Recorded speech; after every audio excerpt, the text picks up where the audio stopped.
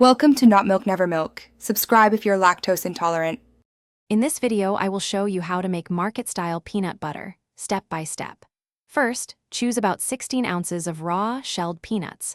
Roasting them is crucial for that deep, rich flavor you love. Spread them on a baking sheet and roast at 350 degrees Fahrenheit for approximately 10 minutes. Keep a close eye on them to prevent burning. Once roasted, let them cool completely. This helps achieve a smoother texture later on. Now for the magic. Transfer your cooled, roasted peanuts into a sturdy food processor or high-speed blender. Begin processing them on high.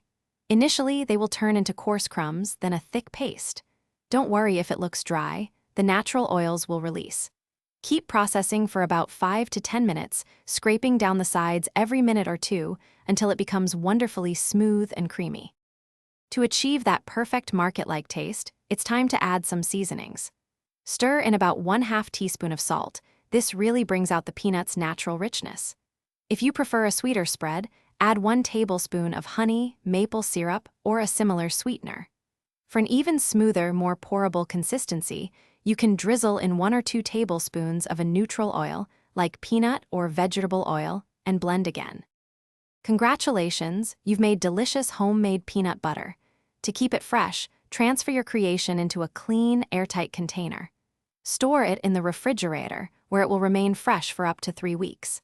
Natural peanut butter can separate, so simply give it a good stir before each use to recombine the oils. Enjoy your wholesome, market-quality peanut butter on toast, in smoothies, or straight from the spoon. Thanks for watching. If this was helpful, leave a like and consider subscribing. See you next time.